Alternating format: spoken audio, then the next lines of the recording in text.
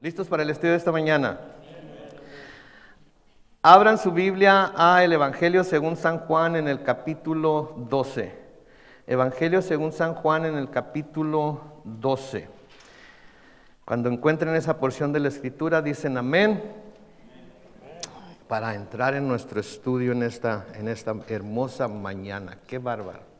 ¡Qué hermosa mañana nos ha regalado el Señor! Ya lo tenemos. Oremos entonces, Padre Celestial. Abrimos tu palabra, Señor, y como siempre lo hacemos anticipando que tienes algo que decirnos a cada uno de nosotros. Tienes algo que decirnos como iglesia, como individuos, Señor. Tienes algo que hablarnos, Padre Santo, de tu palabra que ayuda a que te conozcamos mejor, a que este conocimiento progresivo que hemos tenido de ti desde que vinimos a Cristo siga creciendo, Señor, y siga ayudándonos a acercarnos más a ti. Bendecimos tu santo nombre, Señor, y te damos gracias y te damos honra y gloria porque tú lo mereces. Y Padre Santo, pedimos que esta palabra que hoy se va a exponer caiga en nuestros corazones y produzca el fruto que tú quieres que produzca, Señor. Sabemos que tu palabra no vuelve a ti vacía, así es que envíala y por el poder de tu Espíritu, dale el poder para llevar a cabo todo aquello para lo que la has enviado. Pedimos esto en el nombre glorioso de Cristo Jesús. Y la iglesia dice, muy bien, pues estamos en el capítulo 12 del Evangelio según San Juan y la semana pasada en nuestro último estudio vimos la entrada triunfante de Jesús en Jerusalén. Sí, ahí en Juan 12, comenzando precisamente con el versículo 12, leemos: al día siguiente, al oír que Jesús venía a Jerusalén, grandes multitudes que habían venido a la fiesta, tomaron ramas de palmera y salieron a recibirlo, y clamaban: Hosana, bendito el que viene en el nombre del Señor, el Rey de Israel. Y Jesús halló un asno y montó sobre él, como está escrito: no temas, hija de Sión, aquí viene tu rey montado sobre un pollino de asna. Y vimos cómo este era el cumplimiento de la profecía de Zacarías, de cuando el Señor iba a venir por primera vez e iba a entrar triunfante a Jerusalén. Entonces, todas estas cosas que han estado pasando son cosas que de alguna manera se profetizaron acerca del Mesías en el Antiguo Testamento, incluyendo esa entrada triunfal, incluyendo que fue sobre un burrito, incluyendo que se decía Hosana, etc. Todo eso fue profetizado de antemano y ahora se estaba cumpliendo. Pero noten lo que nos dice el escritor Juan en el versículo 16 de Juan 12. Nos dice: al principio, sus discípulos no comprendieron estas cosas. Al principio todos los discípulos veían estas cosas, experimentaron estas cosas, pero al principio sus discípulos no comprendieron estas cosas. Pero cuando Jesús fue glorificado, entonces se acordaron de que estas cosas estaban escritas acerca de él y de que así le habían sucedido. Entonces, por favor, pongamos atención en esto, que a pesar de todas las señales y los milagros que los discípulos habían presenciado durante el ministerio de Jesús, no lograron comprender el significado profético, en particular de esto que acaba de suceder, que es su entrada en Jerusalén montado sobre un asno. Todo lo que habían visto, todo lo que habían experimentado, todo lo que ya les había enseñado, de todas maneras esto no les había ayudado para que entendieran cuántas de las profecías escritas en el Antiguo Testamento se estaban cumpliendo precisamente en la persona de Jesús. Aunque habían sido testigos de hechos extraordinarios y cumplimientos de profecías, su entendimiento todavía estaba limitado en ese momento. Todavía no habían recibido el poder o la habilidad para discernir y para ver que las cosas que estaban presenciando era precisamente lo que Dios había dicho acerca del Mesías en el Antiguo Testamento. De hecho, este acto específico de Jesús tenía raíces profundas en las profecías del Antiguo Testamento sobre el Mesías, porque es la profecía que había dado Zacarías en Zacarías 9:9. Pero los discípulos no captaron la importancia de lo que estaba sucediendo hasta después de que Jesús fue glorificado. Quiere decir, después de que lo arrestaron, después de que lo azotaron, después de que lo crucificaron, después de que resucitó, y cuando ascendió al cielo fue cuando empezaron a entender, todas aquellas cosas, de eso se trataba, ¿sí? No fue sino entonces hasta después de su muerte, su resurrección y ascenso, que los discípulos finalmente comprendieron que las profecías del Antiguo Testamento acerca del Mesías se habían cumplido en Jesús, ¿sí? En diferentes ocasiones en los evangelios, especialmente en el evangelio de Mateo, si ustedes se acuerdan en nuestro estudio del evangelio de Mateo, en diferentes ocasiones leímos la frase, esto sucedió para que se cumpliera lo dicho por el profeta, ¿verdad? Ahora nosotros tenemos el lujo, la bendición de saber todo eso. Tenemos el lujo y la bendición de tener el Antiguo y el Nuevo Testamento en nuestra Biblia. Y tenemos el lujo y la bendición de poder escudriñarlo y reconocer que miles de años antes de la venida de Jesús, de la primera venida de Jesús, de su ministerio, etcétera, etcétera, ya se había profetizado, se había hablado acerca de él. Y si vemos que todas las profecías que se dieron acerca de su primera venida se cumplieron, quiere decir que también lo que se nos ha dicho acerca de su segunda venida se va a cumplir, ¿sí? Porque de manera muy similar a lo que experimentaron los discípulos en este relato, el creyente actual, usted y yo, vivimos en un proceso de aprendizaje y entendimiento progresivo. Vivimos constantemente en un proceso de aprendizaje y entendimiento progresivo. Al principio, la fe en Jesús es el punto de partida, ¿no es cierto? La fe en Jesús es en donde todos comenzamos, pero conforme avanzamos en el estudio de las Escrituras, en el conocimiento de la Biblia, tanto del Antiguo como del Nuevo Testamento, se va revelando con mayor claridad el plan de salvación que Dios preparó de antemano, ¿sí? Que Dios preparó de antemano. Por eso el Señor les dice a sus discípulos, luego sus apóstoles, en Mateo capítulo 28, los versículos 19 y 20. Noten lo que les dice, por tanto, vayan y hagan ¿qué? Discípulos. La palabra que se traduce discípulos es la palabra matzeteuo, que quiere decir alumnos. Produzcan alumnos, produzcan discípulos, no solamente conversos, no solamente convertidos a Cristo, sino produzcan, hagan discípulos, alumnos en todas las naciones. Y bautícenlos en el nombre del Padre y del Hijo y del Espíritu Santo. Noten lo que dice el versículo 20. ¿Con qué palabra comienza?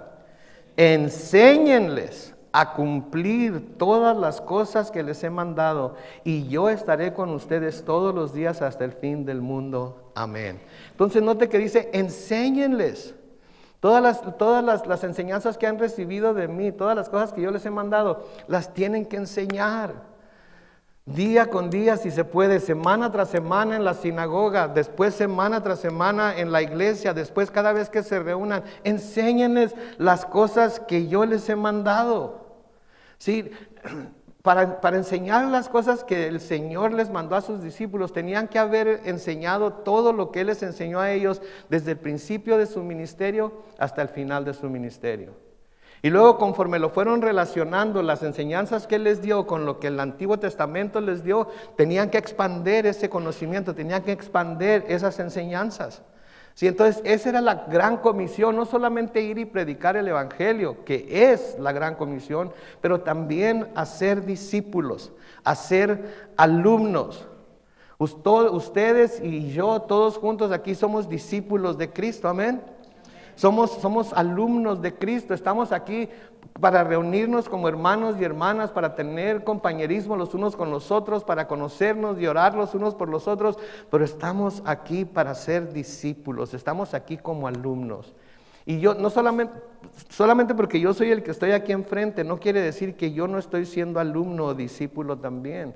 Porque todas esas cosas que yo les estoy diciendo a ustedes y estoy enseñándoles a ustedes, el Señor ya me las enseñó a mí.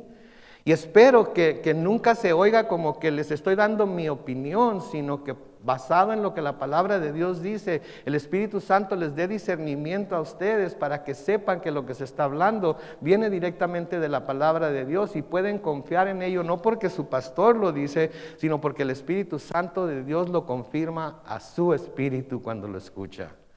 Entonces no se trata de hacer conversos, no se trata de hacer convertidos, se trata de hacer discípulos, se trata de hacer alumnos. Cuando Pedro y Juan fueron echados en la cárcel por el sumo sacerdote y los saduceos, estaban ellos en la cárcel, y en Hechos 5, los versículos 19 y 20 se nos dice: pero en la noche un ángel del Señor llegó y abrió las puertas de la cárcel. Cuando ellos salieron, el ángel les dijo: vayan al templo y anuncien al pueblo todas las enseñanzas acerca de esta vida. ¿De cuál es esta vida? La vida del cristiano. De cómo el cristiano debe de vivir, de cómo el cristiano debe de obedecer la palabra de Dios, de cómo el cristiano debe comportarse dentro de la iglesia, de cómo el cristiano debe comportarse en el mundo delante de los incrédulos, de cómo el cristiano puede formar un testimonio que le ayude a presentar a Cristo no solamente con conocimiento, no solamente con palabras elocuentes, si es que el Señor le da esas palabras, sino con su misma vida. Con su misma vida, porque es nuestra vida la que da un mayor testimonio que las palabras que decimos. Porque todos podemos hablar en lo que en inglés se llama Christianese, ¿verdad? Todos podemos hablar el lenguaje de los cristianos. Tenemos algunos bastante tiempo en la iglesia como para conocerlo todo el lenguaje. Pero lo que no podemos esconder, lo que no se puede esconder, porque tarde o temprano sale a relucir, ¿sabe qué es? Nuestro comportamiento.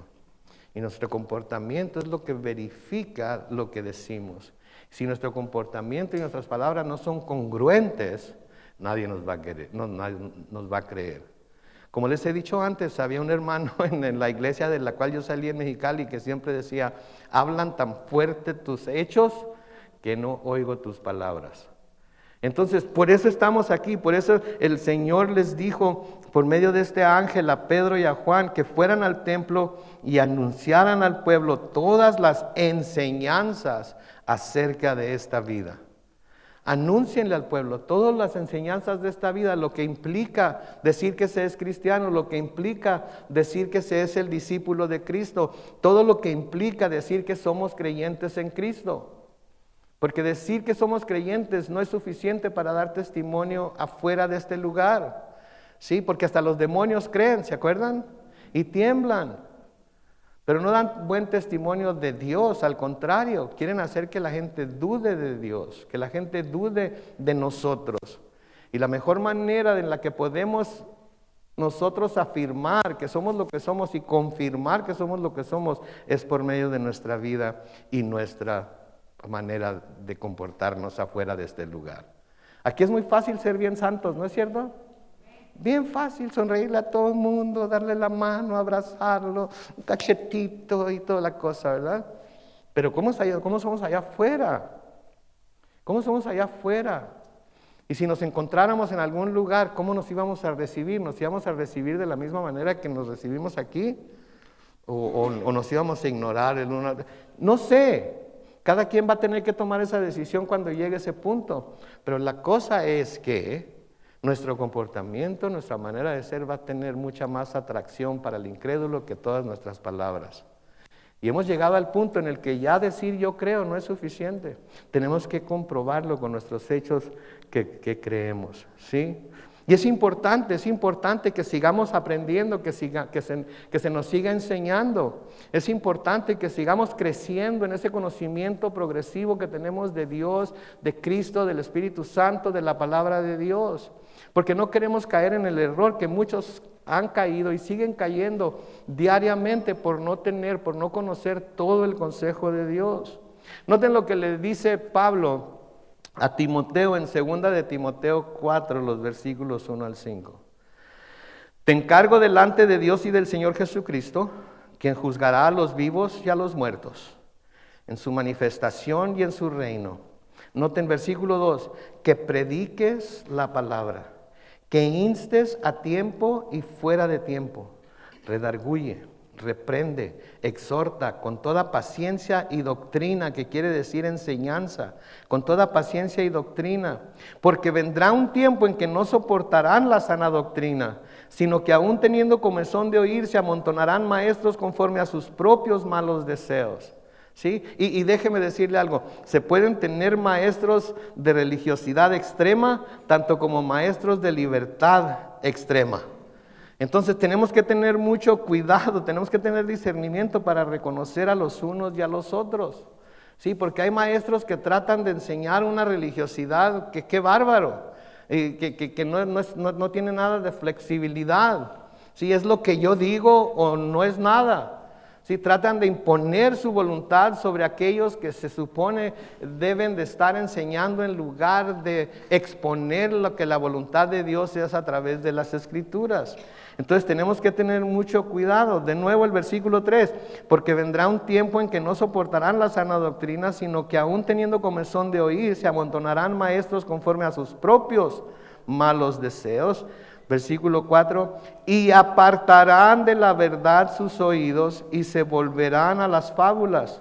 Pero tú, sé sobrio en todo, soporta las aflicciones, haz obra de evangelista, cumple tu ministerio. Entonces tenemos que tener mucho cuidado para no caer en esta misma situación en la que estas personas en nuestros días están cayendo constantemente. En donde andan buscando maestros que les hagan cosquillas en los oídos, en donde andan buscando lugares en donde se les confirme que lo que ellos creen es cierto, aunque lo que ellos crean va completamente en contra de lo que la palabra de Dios dice. Tenemos que buscar lugares en donde la palabra de Dios se exponga de tal manera, no solamente que la podamos entender, sino que sepamos cómo debemos aplicarla a nuestra vida. Y una vez que sepamos cómo aplicarla a nuestra vida, ese es nuestro deber después de que salimos de este lugar. No debemos salir de este lugar con más conocimiento nada más. Debemos salir de este lugar habiendo aprendido cómo aplicar lo que se nos dijo a nuestra vida para poder ser fieles testigos de Cristo allá afuera. Y no solo eso, sino que por medio de las Escrituras vamos conociendo el corazón del Señor. Vamos aprendiendo los principios bíblicos por los cuales debemos vivir nuestra vida aquí en la tierra. ¿Y saben qué más? A través de estas enseñanzas de las Escrituras, a través de recibir todo el consejo de Dios, se nos prepara también para la vida venidera. Se nos prepara también para la vida venidera. Sí, porque todos vamos a vivir aquí en la tierra o vamos a vivir, una vez que nuestro cuerpo expire, vamos a vivir en el cielo. Y cuando lleguemos al cielo, vamos a tener que estar preparados también para lo que vemos, para lo que escuchamos, para lo que experimentamos. Sí, tenemos que estar. ¿Por qué creen que la palabra de Dios habla tanto acerca de la vida en el cielo? Habla tanto acerca de la vida después de nuestra vida. Porque nos está preparando para lo que vamos a enfrentar una vez que pasemos por esa puerta y abramos los ojos del otro lado. Entonces, entre más aprendemos acerca de lo que vamos a ver del otro lado, menos temor tenemos acerca de pasar por la puerta e ir al otro lado. Estamos más confiados, sentimos más libertad, nos sentimos más arraigados en lo que la palabra de Dios dice y confiamos en lo que la palabra de Dios nos dice es lo cierto. Y este proceso muestra que aunque al principio no se comprendan todos los detalles, porque al principio había muchas cosas que no sabíamos, ¿no es cierto? Conforme fue pasando el tiempo dijimos, con razón se dice eso, con razón se celebra aquello, sí, así. Entonces, este proceso muestra que aunque en el principio no se comprendan muchos de los detalles, el escudriñar la palabra permite descubrir cómo Dios profetizó y anticipó todo lo referente a Cristo. Entonces, así como creyentes nos damos cuenta de que la verdad en la que hemos creído está fundamentada en el cumplimiento de las promesas divinas, lo que genera una mayor confianza y libertad espiritual.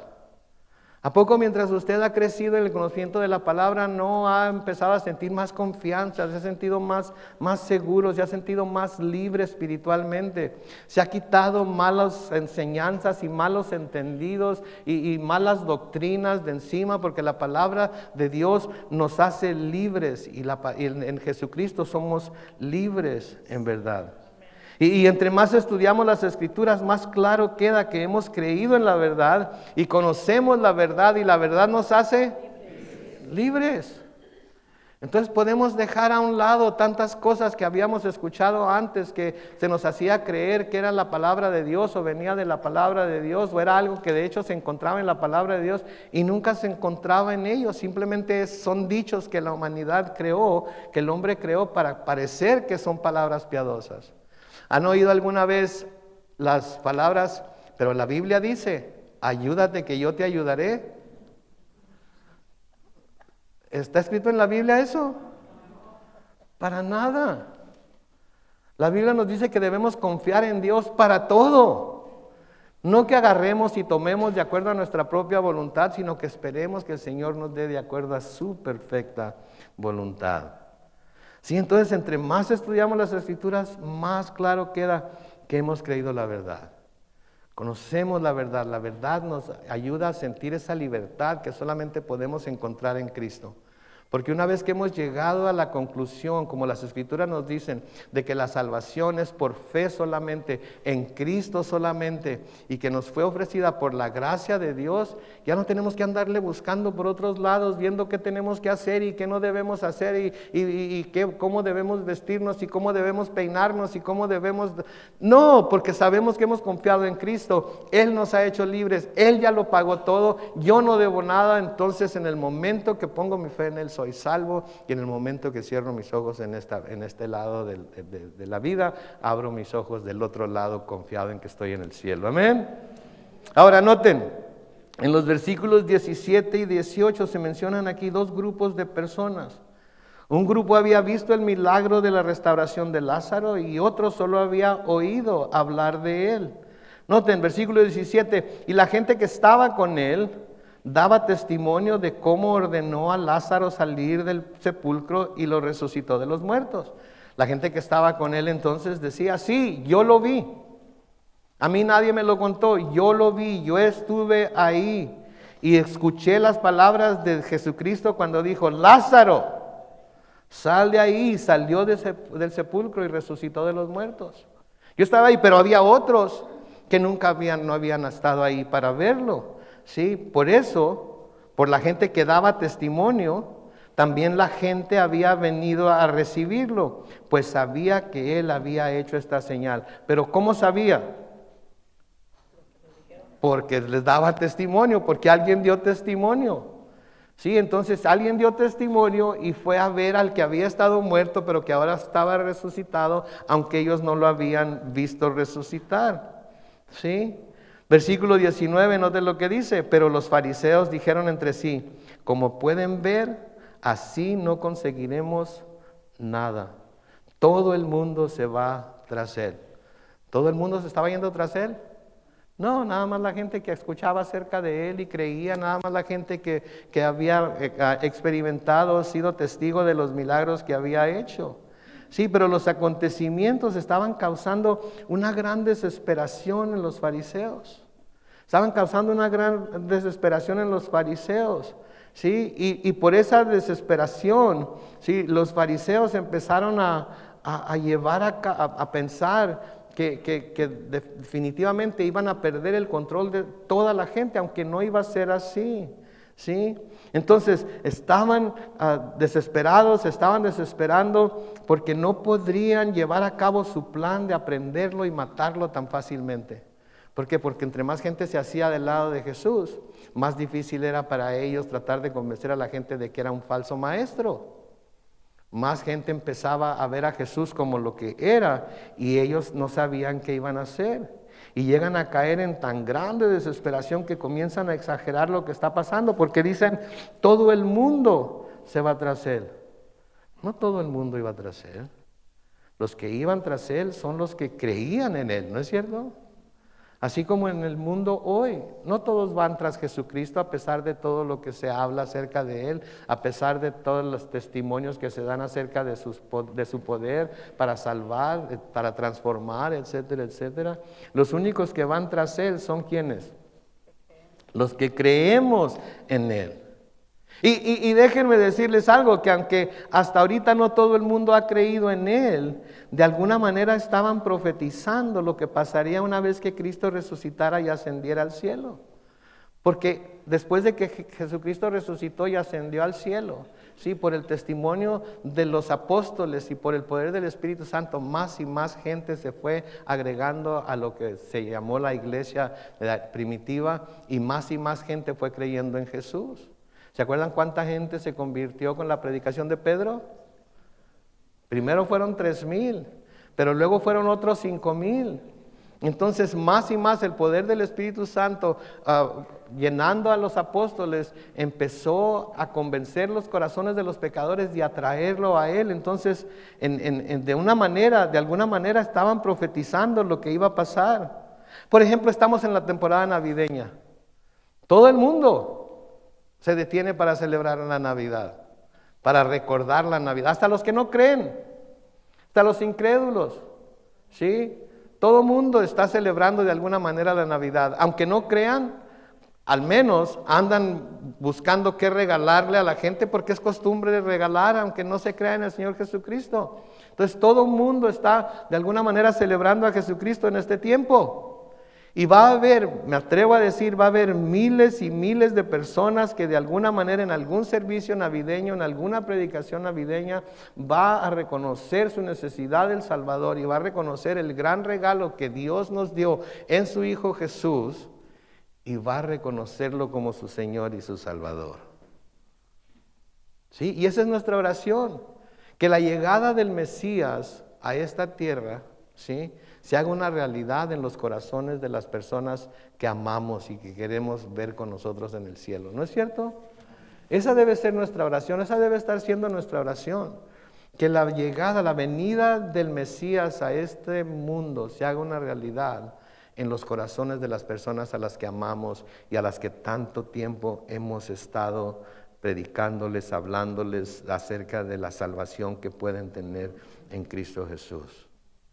Entonces está ahí en Jerusalén, están rodeados de esta gente, de los saduceos y de los fariseos, rodeados de sus discípulos, etcétera, etcétera. Y mientras están todos ahí, noten en el versículo 20, entre los que habían ido a la fiesta para adorar había algunos griegos. El hecho de que estos griegos vinieran a Jerusalén, ¿ok?, nos dice que no eran de ahí, obviamente. Nos dice que no vivían ahí. Y el hecho que hubieran ido a adorar a la fiesta indica que eran prosélitos judíos, o sea, gentiles convertidos al judaísmo. Gentiles convertidos al judaísmo. Sí, y esto era algo asombroso, que los gentiles se convirtieran al judaísmo. Sí, pero iba a ser más asombroso que los gentiles nos convirtiéramos a Cristo un día. Pero de todas maneras eso se llevó a cabo, ¿verdad? Versículo 21 sigue diciendo: estos se acercaron a Felipe, que era de Betsaida de Galilea, y entre ruegos le dijeron: Señor, quisiéramos ver a Jesús. Felipe fue y se lo dijo a Andrés, y Andrés y Felipe se lo dijeron a Jesús. Y noten la reacción de Jesús en el versículo 23. Jesús les dijo: ha llegado la hora de que el Hijo del Hombre sea glorificado.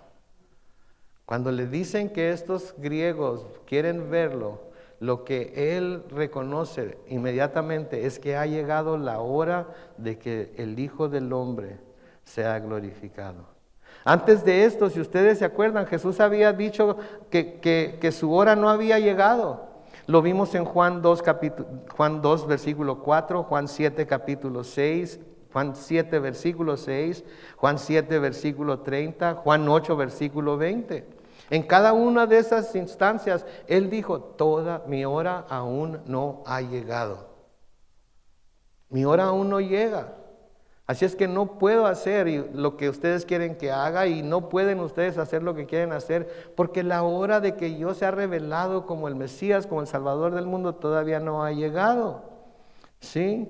Pero Él tomó este interés de los gentiles por buscarlo como la señal de que ha llegado la hora para que el Hijo del Hombre sea glorificado. Ahora había llegado el momento de que Cristo sufriera. Había llegado el momento de que Cristo muriera y resucitara de entre los muertos. Y al pasar por toda la pasión se le llama, Él iba a traer a la humanidad a sí mismo. Él iba a traer a la humanidad a sí mismo. Cuando estudiamos el capítulo 3 de Juan, en Juan capítulo 3, los versículos 14 y 15, vimos este pasaje en donde dice: y así como Moisés levantó la serpiente en el desierto, así también es necesario que el Hijo del Hombre sea levantado, para que todo aquel que en él cree no se pierda, sino tenga vida eterna. Okay. Cuando hablamos de levantado, obviamente está hablando acerca de ser crucificado y levantar la cruz y el quedar sobre la cruz. Vamos a ver más adelante en este capítulo y lo vamos a repasar cuando lleguemos ahí. Pero noten ahí en su Biblia, en el versículo 32 de Juan 12. Juan 12, 32, que dice: y cuando yo sea levantado de la tierra, atraeré a quienes, a todos a mí mismo. Entonces, cuando fue levantado en la tierra, cuando fue levantado en la cruz, eso es como iba a traer a sí mismo a todos los hombres, a toda la humanidad. Sí, fue entonces cuando él comprobó que él había venido a salvar, a buscar y salvar lo que se había perdido. Sí, entonces el Señor reconoce que ha llegado la hora de darse a conocer, y la forma en la que se va a dar a conocer va a ser ¿cómo? Siendo traicionado, siendo enjuiciado, siendo azotado, siendo crucificado y luego resucitar de entre los muertos. Esta es la señal de que Él era quien dijo ser. Y había una razón para ello. Noten el versículo 24. De cierto les digo, que si el grano de trigo no cae en la tierra y muere, se queda solo. Pero si muere, lleva mucho fruto. Sí, de nuevo, de cierto les digo. Enfatiza que esta es la verdad de las cosas. Que si el grano de trigo no cae en la tierra y muere, se queda solo. Pero si muere, lleva mucho fruto. Y esto es algo que los agricultores pueden entender. Yo creo que nosotros también lo podemos entender, especialmente con tantas enseñanzas que tenemos de la Biblia que nos hablan de agricultura, de ganadería, etcétera, etcétera. Cuando una semilla cae al suelo y muere, es cuando produce fruto, ¿no es cierto? Ponemos la semilla en el suelo, la semilla se abre, deja de ser esa semilla y se convierte en otra cosa. Entonces, cuando la semilla cae en el suelo y muere, es cuando produce fruto. Y este principio es cierto no solo en la naturaleza, sino también en lo espiritual. Sí, Jesús hablaba ante todo de sí mismo. Él es el grano de trigo, su muerte daría mucho fruto y resultaría en que muchos creerían en Él y vivirían para Dios. Ese iba a ser el fruto, que muchos iban a creer en Él y por creer en Él iban a empezar a vivir para Dios. Ninguno de nosotros nos imaginábamos que íbamos un día a vivir para Dios. Ninguno de nosotros nos imaginábamos que le íbamos a servir de alguna manera o de otra. Pero vinimos al Señor, el Espíritu Santo de Dios nos llenó y automáticamente empezamos a desear, empezamos a sentir ese deseo, empezamos a sentir esa inquietud de que debemos servir de alguna manera a Dios. Y cada uno de nosotros hemos buscado por nuestra propia cuenta y como iglesia hemos buscado en qué debemos estarle sirviendo a Dios. Y a cada uno de nosotros Dios nos ha revelado cómo debemos servirle a Dios. Y cada uno de nosotros tenemos la libertad para decidir si vamos a escuchar el llamado, si vamos a oír el llamado y le vamos a servir como Él nos está llamando a servir, o no vamos a escuchar el llamado y no le vamos a servir como Él nos está llamando a servir. Él no nos va a obligar a servirle. Él nos va a señalar cómo podemos servir. Nos va a dar dones y habilidades por medio de los cuales podemos servir. Pero nosotros tenemos que tomar la decisión de si vamos a usar esos dones y habilidades para servirle o no. Si nosotros vamos a usar, pero eso fue, él de nuevo aquí hablando del grano de trigo, Él es el grano de trigo. Y su muerte iba a dar mucho fruto y resultaría en que muchos creyeran en Él y vivieran para Dios. Noten lo que se nos dice en Hebreos capítulo 2, los versículos 9 y 10 acerca de Jesús. Lo que sí vemos es que Jesús, que fue hecho un poco menor que los ángeles, está coronado de gloria y de honra a causa de la muerte que sufrió. Dios en su bondad quiso que Jesús experimentara la muerte para el bien de todos. Quédense ahí. Noten que dice que Dios en su bondad quiso que Jesús experimentara la muerte para el bien de todos. ¿Por su bondad hacia quién? ¿Hacia Él? No, a Él lo dejó sufrir, a Él lo dejó morir clavado en la cruz. A Él le permitió que le sucediera todo lo que le sucedió. Pero ¿por qué? Por bondad a nosotros, Él permitió que Jesús experimentara la muerte para el bien de todos. Versículo 10, noten lo que dice. Porque convenía que Dios, por quien todas las cosas existen y subsisten, perfeccionara mediante ¿qué? El sufrimiento al autor de la salvación de ellos, a fin de llevar muchos hijos a la gloria. Ahí estaba el fruto que iba a producir. El hecho de llevar a muchos hijos a la gloria, los hijos que va a llevar a la gloria, ese era el fruto que Jesús en su muerte iba a producir. ¿Y saben cuáles son esos hijos que se va a llevar a gloria? Somos todos nosotros. Por eso el Señor permitió que eso sucediera. Tenemos que entender esto. Jesús vino, ¿sí? Porque de tal manera amó Dios al mundo, que ha dado a su Hijo unigénito para que todo aquel que en Él cree no se pierda, mas tenga vida eterna. Lo sabemos todos, ¿verdad? Y nos gozamos en ello. Pero no podemos dejar de pensar en el hecho de que para poder darnos vida eterna no era solamente necesario venir, sino que era necesario vivir una vida perfecta, que Él es el único que lo puede hacer, y luego presentarse como un sacrificio para salvar a gente como usted y como yo. ¿Sí? Entonces este es un principio que se aplica también al creyente de hoy, el de morir para traer vida. Porque es cuando morimos a nosotros mismos, cuando hacemos a un lado nuestro orgullo y nuestro egoísmo para llevar a cabo buenas obras y dar nuestra vida por los demás, que más fruto llevamos para la gloria de Dios. ¿Sabía eso? ¿Alguna vez lo había pensado? De nuevo, es cuando morimos a nosotros mismos. Cuando hacemos a un lado nuestro orgullo y nuestro egoísmo para llevar a cabo buenas obras y dar nuestra vida por los demás, que más fruto llevamos para la gloria de Dios. ¿Queremos llevar fruto para la gloria de Dios? ¿Sabe cómo comienza? Con morir a nosotros mismos. Y esa es una de las cosas más difíciles que el hombre o la humanidad se le es pedido hacer, morir a sí mismo, negarnos a nosotros mismos, hacer a un lado nuestro orgullo, hacer a un lado nuestro egoísmo, hacer buenas obras, dar nuestra vida por los demás, porque así es como podemos llevar mucho más fruto para la gloria de Dios. ¿Y queremos llevar fruto para la gloria de Dios? Comienza con nuestra muerte. Comienza con nuestra muerte, y no nuestra muerte física. Comienza con morir a nosotros mismos de nuevo, morir a nuestros deseos, hacer a un lado todo lo que nosotros queremos por darlos por los demás. ¿Sí? Y esto es aplicable en todo aspecto de nuestra vida. En nuestro matrimonio, queremos que haya fruto en nuestro matrimonio, tenemos que morir a nosotros mismos y estar dispuestos a dar nuestra vida por nuestro cónyuge, hombre o mujer. ¿Sí? Es para el hombre en el matrimonio, es para la mujer en el matrimonio. Tenemos que estar dispuestos a morir a nosotros mismos y dar nuestra vida el uno por el otro. Porque si no hacemos eso, ¿sí? La mujer no va a poder honrar a su marido. El hombre definitivamente no va a poder entregarse a sí mismo por su esposa y amarla así como Cristo ama a la iglesia. ¿Por qué? Porque está uno por encima de todo. Tiene uno que morir a sí mismo. Funciona también en nuestra relación con nuestros hijos. Si morimos a nosotros mismos, entonces vamos a buscar entregarle todo lo mejor de nosotros a ellos.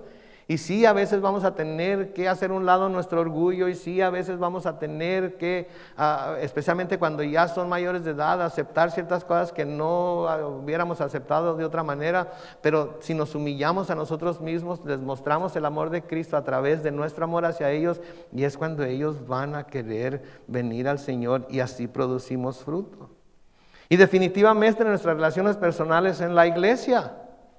En nuestras relaciones personales en la iglesia vamos a producir mucho fruto cuando morimos a nosotros mismos, nos negamos nosotros mismos y nos damos a la tarea de vivir para Cristo, y a través de esa vida que entregamos a Cristo, la entregamos por todos los demás.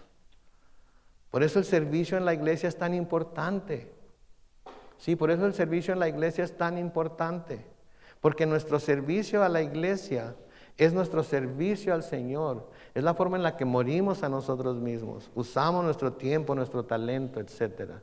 ¿Sí? Y al usar nuestro tiempo, nuestro talento, nuestro tesoro, etcétera, para la gloria de Dios, eso produce mucho fruto, y produce fruto entre los hermanos y entre los visitantes que tenemos y entre aquellas personas con las que tenemos el roce durante nuestra semana. ¿Sí? Y luego les da otro principio que deben de entender. En el versículo 25, noten lo que les dice. Es como el por qué. ¿Sí? El que ama su vida, la perderá. Pero el que aborrece su vida en este mundo, la guardará para vida eterna. Okay, aquí hay algo medio serio de qué hablar. El que ama su vida. ¿Quién no ama su vida de los que estamos aquí? Todos amamos nuestra vida, ¿no es cierto? Todos amamos nuestra vida. Es lo más preciado que tenemos. Por eso cuando nos enfermamos nos andamos cuidando. Por eso cuando no encontramos qué tenemos, vamos con el doctor para que nos diga qué tenemos y nos dé medicina. ¿Para qué? Para no perder nuestra vida, porque todos amamos nuestra vida. Ahora pregunta, ¿está mal que amemos nuestra vida? No, no está mal, porque es también uno de los regalos más grandes que el Señor nos ha dado. Entonces, ¿de qué está hablando aquí? Que el que ama su vida la perderá, pero el que aborrece su vida en este mundo la guardará para vida eterna. Presten atención, porque se los voy a decir. Esta frase, ama su vida, describe a quienes solo viven para sí mismos y para servirse a sí mismos, para cumplir sus propios deseos, para luchar por sus propios anhelos, para buscar lograr cuanto más se pueda en el menor tiempo posible, y que los demás que se rasquen con sus propias uñas. Eso es de lo que está hablando, el amar su vida. Son aquellas personas que viven para sí mismos, que se sirven a sí mismos, que lo único que piensan es, ¿qué puedo ganar para mí? Son lo que mi papá llamaba a la gente que es como el asadón. ¿Saben por qué el asadón, verdad? Para acá, para acá, para acá, todo para acá. ¿Sí? Son como las gaviotas en Finding Nemo, ¿verdad? Mine. Todo es mío y no les doy. A mí me costó el sudor de mi frente. Tengo el lomo bien rayado, por eso tengo lo que tengo. ¿Sí? Nada más están pensando siempre en sí mismos. No están pensando en lo que necesite el cónyuge, los hijos. Están pensando en lo que a mí me hace falta, en lo que yo necesito. Esa es la persona que ama a su vida. Y mis hermanos, no podemos entregarnos, invertirnos completamente en esta vida terrenal y pensar que podemos comprometernos con la vida que viene. No podemos, porque saben que esta vida tiene una forma tan especial de clavarnos sus garras, ¿no es cierto? Y no soltarnos. El amor al dinero, el buscar las riquezas, el buscar el bienestar propio. Sí, todo eso tiene una forma tan feroz de clavarnos las garras que nos olvidamos de todos los demás y lo único que pensamos es en nosotros mismos. Sí, pensamos en nosotros mismos. Entonces, el que ama su vida, eso es de lo que está hablando. ¿Sí? Debemos buscar invertirnos completamente, mis hermanos, día tras día en la vida del reino, porque al fin de cuentas somos ciudadanos del reino de Dios, ¿no es cierto? Entonces debemos vivir bajo sus principios.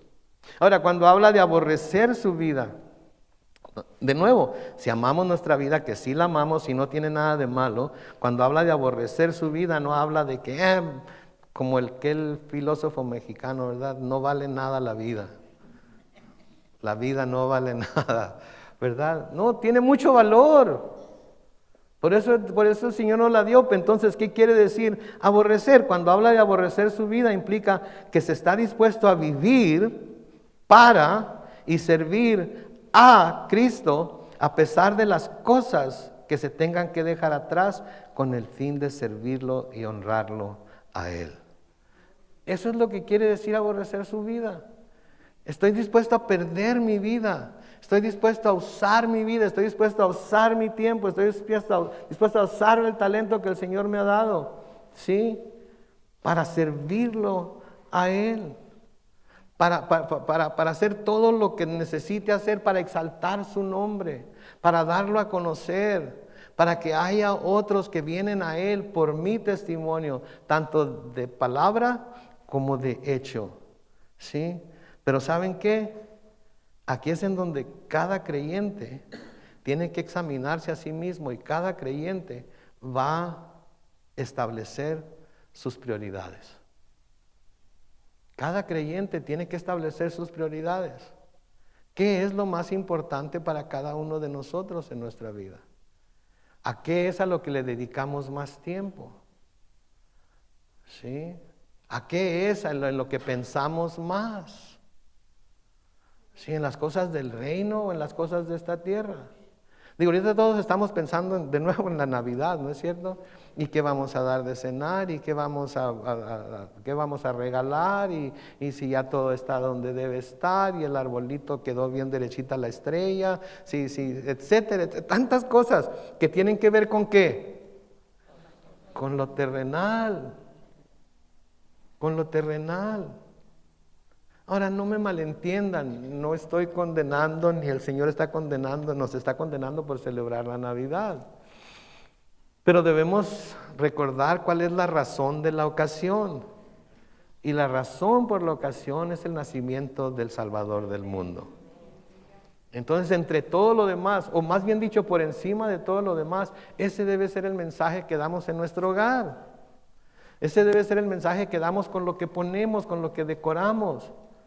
El mensaje de que un día, que no sabemos si fue diciembre o no, pero que un día nació el Salvador a este mundo. Y porque Él nació, ahora nosotros somos salvos. Luego, noten lo que dice el versículo 26, y nos tenemos que apurar aquí un poco. Versículo 26, si alguno me sirve, sígame. Ahí está la condición, si alguno me sirve, sígame. Donde yo esté, ahí también estará mi servidor. Si alguno me sirve, mi Padre lo honrará. Vamos a pensar un poquito en esto. Si alguno me sirve, sígame, y donde yo esté, ahí también estará mi servidor. Cuando pensamos en lo que ese versículo está diciendo, ¿en dónde pensamos que está el Señor? Está en el cielo. Entonces lo tomamos como si servimos, está la promesa de que un día vamos a estar en donde Él está. Pero cuando lo dijo, no estaba en el cielo. Cuando lo dijo, ¿a dónde iba a ir? A la cruz. Entonces lo que les está diciendo y lo que nos está diciendo a nosotros es, si alguno me quiere servir, sígame. ¿A dónde? A la cruz. Sígame a la cruz, porque si alguno me quiere servir, sígame, porque donde yo esté, ahí también estará mi servidor. Está hablando de la cruz. Tenemos que pasar por la cruz antes de pasar al paraíso. Y claro que no nos está hablando de una cruz literal, al menos todavía no, aunque muchos cristianos sí están siendo crucificados en otros países por su fe. Pero quiere decir sacrificarnos a nosotros mismos por los demás. El que se dice ser servidor de Cristo también debe seguirlo. Y seguirlo en este contexto significa seguir el ejemplo de sacrificio de Jesús. Sí, tenemos prometida la vida eterna en el cielo, claro, es nuestra ya. Él nos ve sentados en los lugares celestiales, como Pablo nos dice en la carta a los Efesios. Pero seguirlo quiere decir seguirlo a la cruz, seguirlo al sacrificio, seguirlo a una vida de sacrificio como Él sacrificó su vida. ¿Sí? Y eso es lo que a menudo no estamos dispuestos a ver. Se nos ha predicado tanto acerca de prosperidad y de sanidad y de abundancia y de felicidad y de tantas cosas que son parte de la vida cristiana. No me malentiendan. Pero también el sacrificio es parte de la vida cristiana. Es una parte muy importante porque al aprender a sacrificarnos por los demás, somos más como Cristo y eso es lo que lleva mucho fruto para su gloria. Sí, en Mateo capítulo 16, los versículos 24 al 26, dice: a sus discípulos Jesús les dijo: si alguno quiere seguirme, ¿qué debe hacer? Niéguese a sí mismo, tome su cruz y sígame. Porque todo el que quiera salvar su vida la perderá, y el que pierda su vida por causa de mí la hallará. Porque ¿de qué le sirve a uno ganarse todo el mundo si pierde su alma? ¿O qué puede dar uno a cambio de su alma? Pensemos en eso. ¿Cuántos somos seguidores de Cristo? Ok. Si somos seguidores de Cristo, entonces debemos diariamente negarnos a nosotros mismos, tomar nuestra cruz, seguirlo. Diariamente, dice en otro pasaje. Diariamente. Ahora, de nuevo, no es una cruz literal, pero es una cruz en la que debemos de hacer morir a nuestro yo, a nuestro orgullo, a nuestro egoísmo. Sí, Mateo 10, versículos 38 y 39. Noten lo que dice: el que no toma su cruz y me sigue, ¿qué dice? No es digno de mí. El que haya su vida, la perderá. El que pierde su vida por causa de mí, la hallará. Cuando encontramos a Cristo, encontramos nuestra vida verdadera. Amén. Antes de eso teníamos existencia nada más. Pero cuando encontramos a Cristo, encontramos nuestra vida verdadera. ¿Sí? Entonces, ¿qué dice ahí? El que haya su vida, la haya ¿para qué? Para perderla. ¿Sí? Y si la haya en este mundo para servirse de las cosas de este mundo, al final de cuentas va a perder su vida. Pero si la haya para perderla por Cristo, ¿sí? Entonces la hallará en Él. ¿Sí? De nuevo, el que toma su cruz y me sigue el que no toma su cruz y me sigue no es digno de mí. El que haya su vida la perderá. El que pierde su vida por causa de mí la hallará. Entonces hallamos nuestra vida en Cristo y luego la perdemos por Cristo y luego la hallamos completamente. ¿Por qué? Porque nuestra vida no es nada más lo que vivimos aquí, nuestra vida es lo que tenemos en el futuro. Y esto es a lo que Pablo se está refiriendo cuando les escribe esto a los Gálatas, en Gálatas capítulo 2 y el versículo 20. Gálatas capítulo 2 y el versículo 20. Esto es a lo que se refiere. Pero con Cristo estoy ¿qué? Juntamente crucificado. Ahora, deténganse ahí. ¿Estaba Pablo crucificado con Cristo? No literalmente, pero él se veía a sí mismo crucificado juntamente con Cristo. ¿Y cuál era el resultado de estar crucificado juntamente con Cristo? Ya no vivo yo, sino que Cristo vive en mí, y lo que ahora vivo en la carne, lo vivo en la fe del Hijo de Dios, el cual me amó y se entregó a sí mismo por mí. Entonces, si llegásemos a decir que con Cristo estamos crucificados, quiere decir que ya no vivimos nosotros, sino que Cristo vive en nosotros. Y si Cristo vive en nosotros, nuestra vida va a reflejar esa verdad de que Cristo vive en nosotros. Nuestra vida lo va a presentar. Noten lo que les dice a los Corintios en 2 de Corintios capítulo 5, los versículos 14 y 15. El amor de Cristo nos lleva a actuar así, nos constriñe, dice en la Biblia Reina Valera 60, al pensar que si uno murió por todos, entonces todos murieron. Y Él murió por todos para que los que viven, ¿qué dice? Ya no vivan para sí, sino para aquel que murió y resucitó por ellos. ¿Ok? Entonces, pensemos en lo que esto implica, pensemos en las repercusiones de este dicho, ¿sí? El amor de Cristo nos lleva a actuar así, al pensar que si uno murió por todos, entonces todos murieron. Pregunta, y es una pregunta para que usted mismo la conteste en su propio corazón, ¿sí? De nuevo, al pensar que si uno murió por todos, entonces todos murieron. ¿En verdad hemos muerto? En verdad hemos muerto. En verdad hemos muerto a lo que nosotros queremos, a nuestros deseos egoístas, a nuestro orgullo.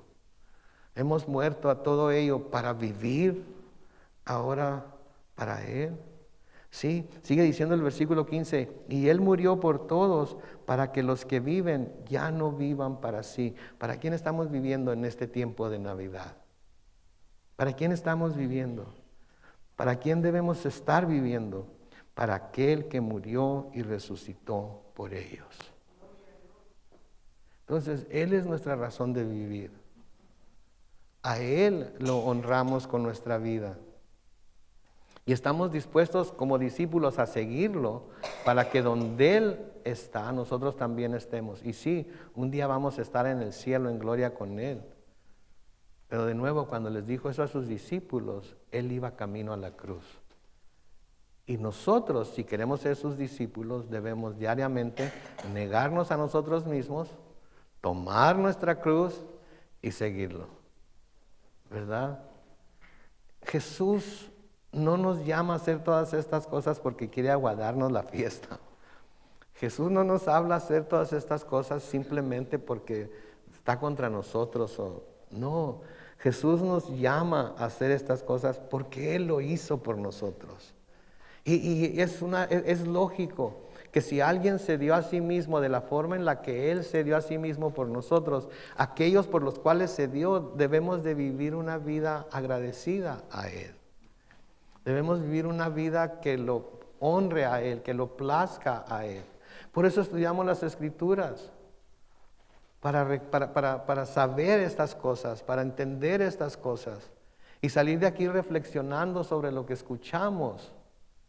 ¿Sí? No es para condenación, no es acusación, es para introspección. Es para que yo vea en dónde me encuentro. Y si hay necesidad de arrepentimiento, arrepentirme delante de Dios, pedir que me limpie, me lave, me purifique y me ayude a vivir de este día en adelante para Él en todos los aspectos. Porque Jesús dio el ejemplo perfecto de lo que significa aborrecer su vida en este mundo para poder cumplir los propósitos eternos. En Filipenses capítulo 2, y con esto vamos a terminar, los versículos 4 al 8. Se nos dice ahí, no busque cada uno su propio interés. ¿Se fijan cómo comienza? Este es el ejemplo que Jesucristo nos dio. No busque cada uno su propio interés, sino cada cual también el de los demás. Versículo 5, que haya en ustedes el mismo sentir que hubo en Cristo Jesús, quien siendo en forma de Dios no estimó el ser igual a Dios como cosa a que aferrarse. Quédense ahí. ¿A qué nos estamos aferrando nosotros? ¿A que somos igual a Dios? ¿Quién de nosotros es igual a Dios? ¿A qué nos estamos aferrando nosotros que no lo queremos soltar para dar nuestra vida por los demás? ¿A qué nos estamos aferrando nosotros para no dejar a un lado nuestro egoísmo, nuestro orgullo y servir a los demás? ¿A qué nos estamos aferrando? Porque Él no estimó el ser igual a Dios como cosa que aferrarse. Y ninguno de nosotros somos igual a Dios. Entonces Él tenía algo verdaderamente valioso a que aferrarse y no se aferró. Vino como ese bebé, vino en la forma de hombre. Versículo 7 dice, sino que se despojó de sí mismo y tomó forma de siervo y se hizo semejante a los hombres. Y estando en la condición de hombre, se humilló a sí mismo y se hizo obediente hasta la muerte y muerte de cruz. Este es nuestro ejemplo a seguir, mis hermanos. Es un ejemplo muy claro, es un ejemplo muy difícil de seguir y por eso necesitamos diariamente pedirle al Señor que nos esté llenando con el poder de su Espíritu Santo, porque sin ese poder no podremos cumplir con esto. No podremos cumplir con esto. Necesitamos el Espíritu Santo. Si el Señor Jesucristo les dijo en una ocasión a sus discípulos, ¿quién de ustedes si su hijo les pide un huevo le van a dar una piedra? O si le piden un pan le van a dar un escorpión o viceversa, algo así. Obviamente ninguno de nosotros que tenemos hijos, si nos piden de comer les vamos a dar ni una piedra ni un escorpión, ¿verdad? ¿Y qué dice? Si ustedes siendo malos saben dar buenas cosas a sus hijos, ¿cuánto más su Padre que está en los cielos no dará su Espíritu Santo a aquel que se lo pida? ¿Saben qué? En nuestras oraciones diarias, en nuestro devocional matutino, si algo vamos a pedir, hay que pedir ser llenos del Espíritu Santo. Amén. Porque sin el Espíritu Santo no podemos vivir para Cristo, mucho menos vamos a poder vivir para los demás. Y él o la que va a lograr tener o pedir o exigir la mayor atención, vamos a ser ¿quiénes? Nosotros mismos. Y se nos va a olvidar todo lo demás. Este no es el ejemplo de Cristo. Esto no es lo que el Señor está viviendo en esta experiencia que tuvo. Esto fue lo que enseñó a sus discípulos, a sus alumnos, entre los cuales nos encontramos todos y cada uno de nosotros. Amén. Oremos. Bendito Padre Celestial, te damos gracias, Señor, en esta mañana por tu amor, tu misericordia, tu gracia. Te damos gracias, Padre Santo, por tus escrituras, por la sagrada Biblia, Señor, que nos has dejado, por tu Espíritu Santo, Señor, que nos ayuda a no solamente leerla, no solamente memorizarla, sino que nos ayuda a poder obtener de ella los principios bajo los cuales necesitamos vivir para poder honrar tu nombre, darte honra y gloria a ti y atraer a muchos, Señor, a rendirse a tus pies. Padre Celestial, te pedimos que cada mañana al despertar nos recuerdes, Señor, que si hay algo que tenemos que pedir, que es importantísimo para nosotros pedirte diariamente, es tu Espíritu Santo. Que reconozcamos que tu Espíritu Santo mora en nosotros y que podamos hacer uso del poder que solamente tu Espíritu nos puede dar para vivir de acuerdo a estos principios tan necesarios para tener no solamente una vida abundante y productiva aquí en la tierra, sino para poder llevar también mucho fruto para tu gloria. Bendito Señor, nos encomendamos a ti. Te pido por cada hermano, cada hermana que está aquí presente, que ahorita está levantando su corazón a ti, pidiendo precisamente estas cosas. Y cada hermano y cada hermana que nos está viendo por YouTube en esta tarde. Y por cada hermano y cada hermana que nos está viendo por Facebook en esta tarde. Y te pido, Señor, por aquellos que aún no son hermanos y hermanas, que aún no creen. Te pido que abras sus ojos, abras sus oídos y su corazón, para que el nacimiento del Salvador se haga una realidad en sus corazones en este tiempo de Navidad. Te damos honra, gloria y alabanza. Y lo hacemos todo en el nombre glorioso de Cristo Jesús. Y la iglesia dice, amén.